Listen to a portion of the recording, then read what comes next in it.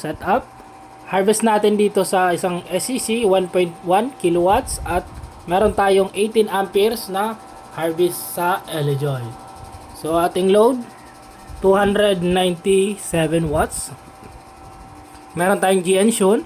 So mga idol, yung phase 1 na ito ay mga connection muna ituturo natin. Sa phase 2, yung calibration setting ng control LVD.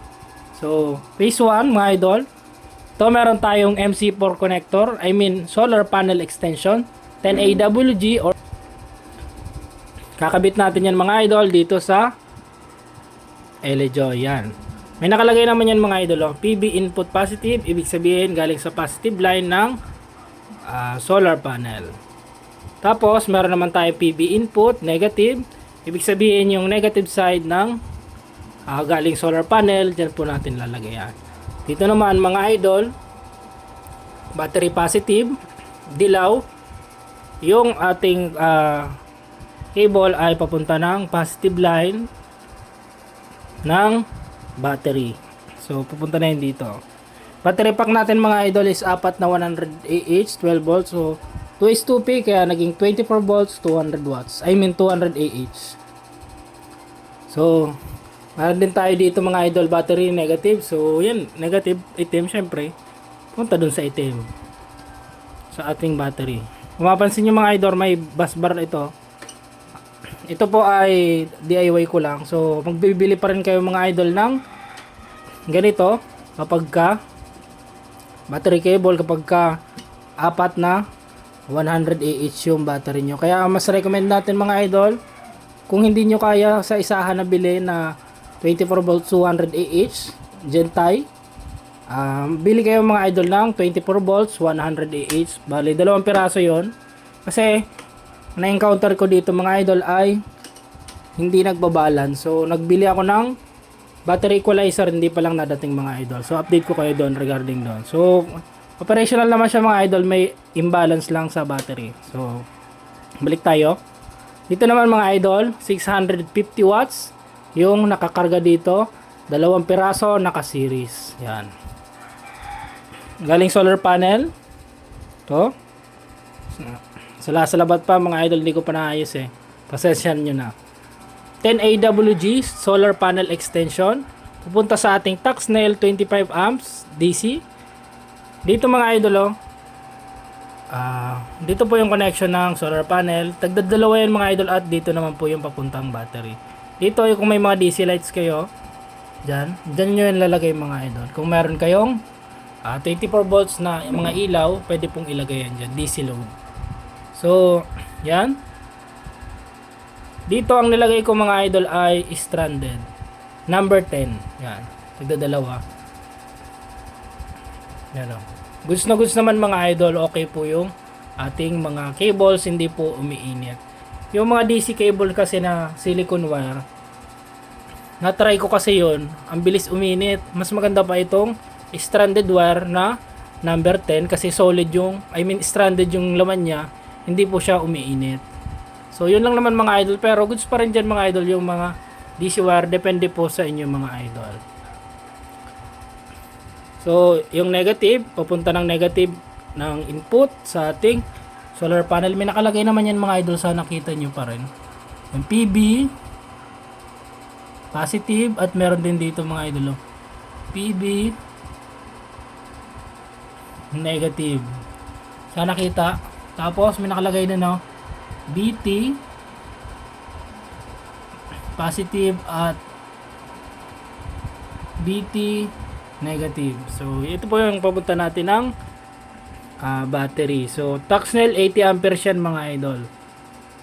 Meron din tayong 6 AWG na battery cable. Yan, papuntang battery syempre. Kasi nagcha-charge siya. So 6 AWG yung lagay dyan mga idol dahil ang maximum na dadaan na current yan is 60 amperes. So tingnan natin. Ngayon mga idol is 20 plus yung ating charging kasi medyo makulimlim. So goods na goods naman yan mga idol. Mamaya lalakas ulit yan pagka lumakas yung sikat ng araw. So ano pa nga ba mga idol? Yung setting yan mga idol sa susunod na video. So connection muna tayo. Yung ating battery pack, yan, puro Gente yan mga idol. 2S2P. Ito po ay 1AWG nilagay ko. Battery cable natin. Tapos, ito nga pala nakalimutan ko. 10AWG lang ito mga idol. Yung galing ng LA-Joy papuntang battery. 10AWG lang yan. Taxnel MCCB natin mga idol, oh. 200 ampere. So, sa mga nagtatanong, sa mga naguguluhan, dapat daw nasa load side yung ating battery. So, natry ko yung mga idol, baliktaran. Okay naman. So, ganyan na ginawa ko. Depende po sa inyo. Ito kasing setup na ganito is na-try ko na. So, okay po yun sa akin. Depende po sa inyo kung anong gusto nyo. So, balik tayo mga idol. Meron pa tayo doon, no? 1AWG ang papunta ng ating inverter. G-Engine 24 volts, 8,000 watts, may 4,000 watts. Continuous yan mga idol. May LBD tayo mga idol. Kumuha lang ng supply doon. Positive, negative. Yan. Yung out po ng yan, yung out po ng LBD positive, kinuha natin yan mga idol at nilagay po natin yan sa switch ng inverter. Nilagay po natin dyan. Meron po tayong hiwalay na reels dyan mga idol kung paano ikabit, paano gawin. So ilalagay ko po yung link sa description.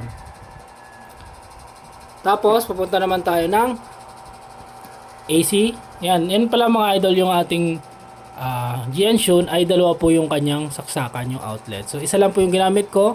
Yan ko lang ng plug.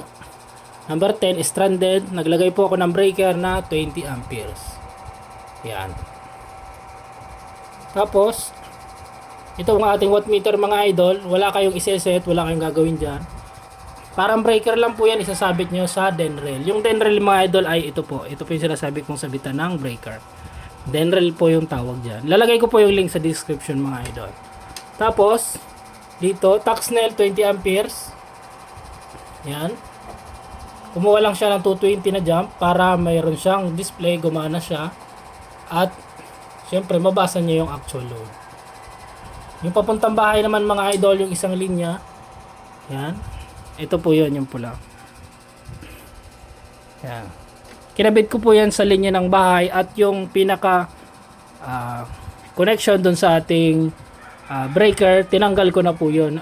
Bali, ginawa ko doon, nilagyan ko na lang po ng extension yun for emergency na lang po yung aming Meralco.